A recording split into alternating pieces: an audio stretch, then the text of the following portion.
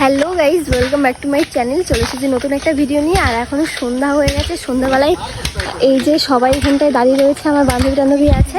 আমি এসেছি আমার বান্ধবীর বাড়ি শিমরালি। আর এখন যাচ্ছি রথের মেলা, রথ দেখতে। তো চলো, তারপর গিয়ে আবার তোমাদের সাথে দেখা হচ্ছে।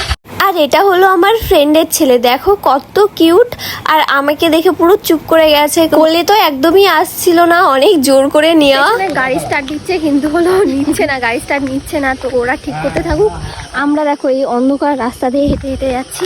আর এই দিকটা দেখো অতটা আলো নেই। এর আগেও আমি এসেছি অনেকবার, কিন্তু প্রায় 2-3 বছর হয়ে গেছে, ভুলে গেছি।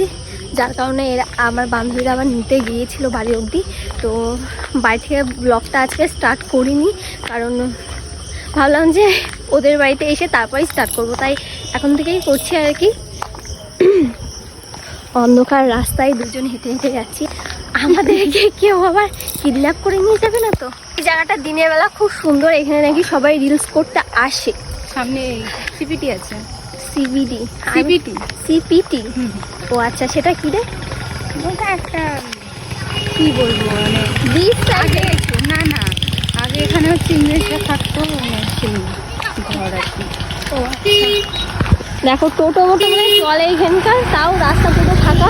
ওপাশে জমি, এপাশে জমি, আর মাঝ দিয়ে শুধু রাস্তা, তার মধ্যে বাড়ি, মানে বাড়িঘরগুলো তার অন্ধকার অন্ধকার টাইপের, মানে লোক বসতি খুব কম। যে ওদের গাড়ির তেলই শেষ, এখন আবার গাড়ির তেল আনতে গেল। আর এইখানে আমরা দাঁড়িয়ে রয়েছি। চলো আবার গিয়ে তোমাদের সাথে দেখা হচ্ছে মেলায় গিয়ে। তো এখন আমরা চলে এসেছি মেলায়। আর বাইরেটা দেখে মনে হচ্ছে যে তেমন একটা ভিড় হবে না, কিন্তু আমরা ভেতরে গিয়ে দেখছি না, খুবই ভিড় হয়েছে। আর আমি শিমুরালির মেলায় এই প্রথমবার আসলাম, এর আগে কখনোই আসিনি। আর মন্দিরটা চলো তোমাদেরকে এবার একটু ঘুরে দেখাই।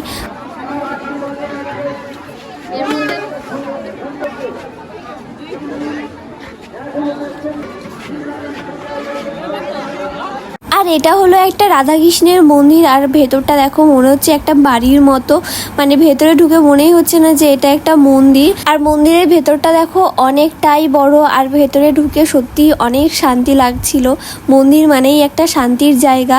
চলো এবার তোমাদেরকে একটু রাধাকৃষ্ণের মূর্তিটা দেখাই। আমি দূর থেকেই দেখাচ্ছি, কারণ ভিডিও করা, ফটো তোলা একদমই বারণ ছিল।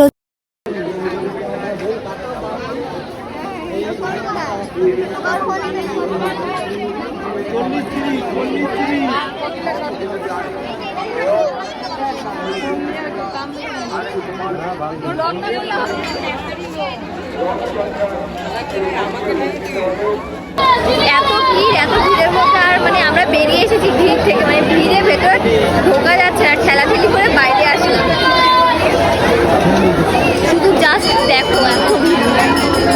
মেলা তেমন কিছুই না, কিন্তু লোকজন প্রচুর এসেছে, মানে মেলার দোকানপাটের থেকে লোকজন বেশি।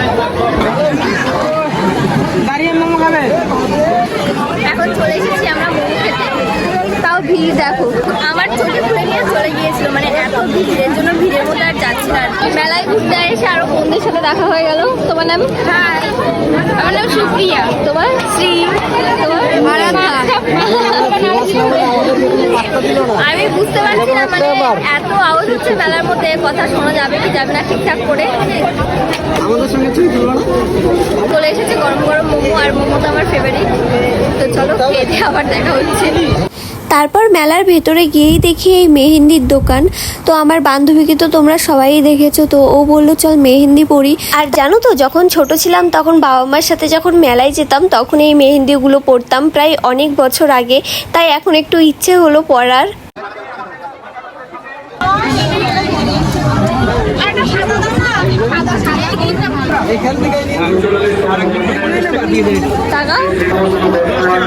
চলো আমরা এবার বাড়িতে।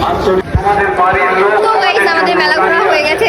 তোমরা তো দেখলেই কত কত কত ভিড়, মানে ভিড়ের মধ্যে যে কতবার হোঁচট খেয়েছি তার ধারণা নেই। আর এই যে মেহেন্দিটা তোমরা দেখলে, মেহেন্দিটা এইটাও এরকম প্রায় এই মেহেন্দি পড়েছিলাম মেলা থেকে ছোটবেলায় পড়েছিলাম। আজকে এর জন্য আবার পড়া হলে এও পড়েছে হাত দিয়ে।